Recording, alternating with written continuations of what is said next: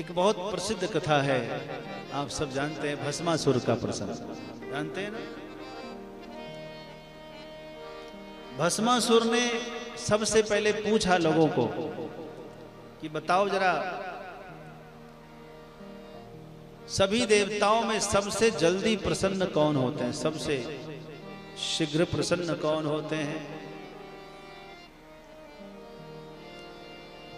तो कौन होते हैं आपको बताओ जरा।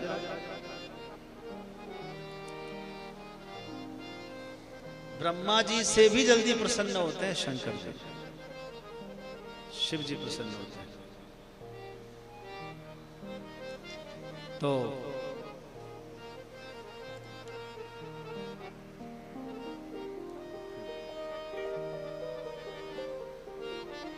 शिव जी सबसे जल्दी प्रसन्न होते हैं, इसीलिए उसका नाम तो था वृकासुर। भस्मासुर नाम उसका बाद में पड़ा, उसका नाम था। जब उसको पता चला कि सभी देवताओं में देवादिदेव महादेव सबसे शीघ्र प्रसन्न होते हैं, तब उसने ठान लिया कि हम शिव जी को मनाएंगे। और वो बैठ गया, कैसे मनाएंगे? जिस तरह का भक्त होता है पूजा भी उसी तरह की होती है, समझ में आया? जो भक्त वैष्णव होगा तो जो उसको पसंद होगा वही चढ़ाएगा। फल भक्षण करता होगा, फलाहारी होगा तो फल ही चढ़ाएगा, दूधाधारी होगा तो दूध ही चढ़ाएगा। सही बात है कि नहीं? तो जो अब वो मांसाहारी था, तामसी था, वृकासुर असुर था, तो क्या चढ़ाएगा? अब उसने सोचा कि हम दूसरों का क्यों, अपना ही मांस हम चढ़ाएंगे। वही वो खाता था, तो उसने सोचा कि हम अपना वाला मांस चढ़ाएंगे, बाबा को समर्पित करेंगे। अपने ही शरीर से मांस नोच नोच कर, मंत्र बोल बोल कर चढ़ाने लगा। मन में भयंकर कपट था। भगवान तो चाहते तो एक ही दिन में दर्शन दे देते उसको, एक ही बार में, क्योंकि इतना कष्ट नहीं करना पड़ता उसको। परंतु शिव जी जानते थे इसके मन में बड़ा कष्ट कपट है। पयः पानम भुजगानाम केवलम विषवर्धनम। सांप को दूध पिलाएंगे तो क्या बढ़ेगा? अमृत की विष उसके पास जो है वही तो बढ़ेगा। शिव जी ने सोचा कि अभी इतना कपट है, इतना अत्याचारी है, अब इसको यदि वरदान देंगे तब तो ये और कपट करेगा। तो शिव जी दर्शन नहीं दे रहे थे उसको। 7 दिन तक वह अपना मांस चढ़ा चढ़ा के आहुति देता रहा। माता पार्वती ने शंकर जी से कहा कि इस तरह से आप कठोर हृदय बन जाएंगे तो आपका नाम आशुतोष नहीं रहेगा, इस नाम को आप हटा दीजिए। और आपको भोलेनाथ भी नहीं कहना चाहिए, क्योंकि आप इतने कठोर कब से हो गए? शिव जी ने कहा, भवानी तुम क्या चाहती हो? अरे आप शीघ्र जाकर उनको दर्शन दीजिए, वरदान दीजिए। शिव जी ने कहा कि तुम जानते नहीं उसके मन में कितना कपट भरा है, बहुत कपटी है, पता नहीं क्या कर देगा वो, वरदान पा करके और बलवान हो जाएगा। माता पार्वती ने कहा, अब जो होगा वो तो वो जाने, लेकिन आपका क्या काम है? आपका काम तो जो कोई भजन करे, कोई भक्ति करे तो उसको आशीर्वाद देना। आप तो उसका कल्याण कर दीजिए। शिव जी ने कहा कि देखो यदि कुछ गड़बड़ हुई तो बोले हम जान नहीं समझेंगे अपना, आप तो जाइए। फिर भी शिव जी नहीं जा रहे थे। बहुत आखिरी में उसने सोचा कि अब शरीर का मांस तो खत्म हो गया, अब तो हम मर ही जाएंगे, तो ऐसे आधे अधूरे जी के हम करेंगे भी क्या? अब शीश काट के ही हम चढ़ा देते हैं। महादेव प्रसन्न होंगे तो हो जाएंगे, नहीं होंगे तो कम से कम अमर तो हम हो ही जाएंगे, जी के भी करेंगे क्या। तो आखिर में उसने फैसला किया था वृकासुर ने कि अब हम अपना शीश काट कर चढ़ा देंगे। जैसे ही शीश काटने का फैसला किया तब तक भवानी बहुत जोर से शिव जी को कहा कि नहीं अभी तुरंत जाइए। भवानी की बात शिव जी मान गए, चलो अब तुम समझना। और शिव जी आए उसके पास, बरम ब्रूहि वरदान दिया। उसने पता है क्या मांगा, हम जिसके ऊपर हाथ रखें वो भस्म हो जाए। मन में कपट था ही, शंकर जी जानते थे कि यही होने वाला है, हम तुमको पहले से जानते थे, लेकिन चलो अब तो हम वचनबद्ध हैं, ठीक है। अब वो फिलहाल कुछ नहीं बोला, वो चला गया, खुश होकर के अपने समाज में गया, स्वस्थ शरीर उसका हो गया। सबको उसने बताया कि हमको कोई मार नहीं सकता, लेकिन हम जिसके सिर पर हाथ रखेंगे वो भस्म हो जाएगा।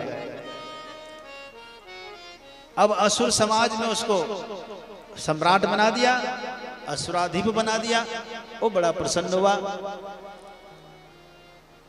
एक बार उसको नारद जी ने कहा कि देखो सब कुछ तो ठीक है, परंतु जो सम्राट होता है उसकी कोई साम्राज्ञी भी होती है, कोई महाराज होता है उसको महारानी भी होती है। तुम अपने को महाराज कहते हो, तुम्हारी रानी कौन है? बोले हमने अभी विवाह किया ही नहीं। विवाह करो, किससे विवाह करें? बोले जो सबसे सुंदर हो उससे विवाह करना। नारद जी खुद फंसाते हैं। तो बोले सबसे सुंदर कौन है, आप ही बताओ गुरुदेव। नारद जी ने कहा कि सबसे सुंदरी तो पार्वती माता है। ये कहाँ रहती है?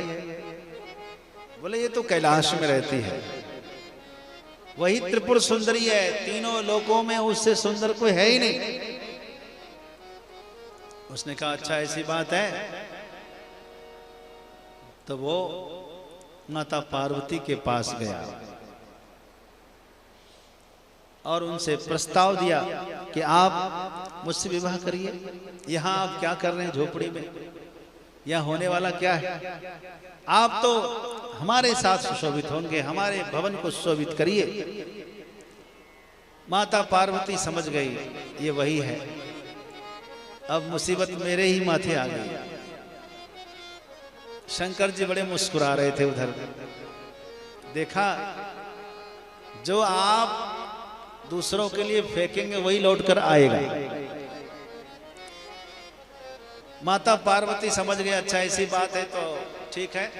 उसने कहा देखो मैं तो तैयार हूं, लेकिन एक नियम है कि हम विवाहिता स्त्री हैं, जब तक हमारा पति जिंदा है तब तक हम दूसरे का वरण नहीं कर सकते। तो बोले क्या करना पड़ेगा? समझ गए, तुम समझ जाओ। उसने कहा ऐसी बात है तो ठीक है,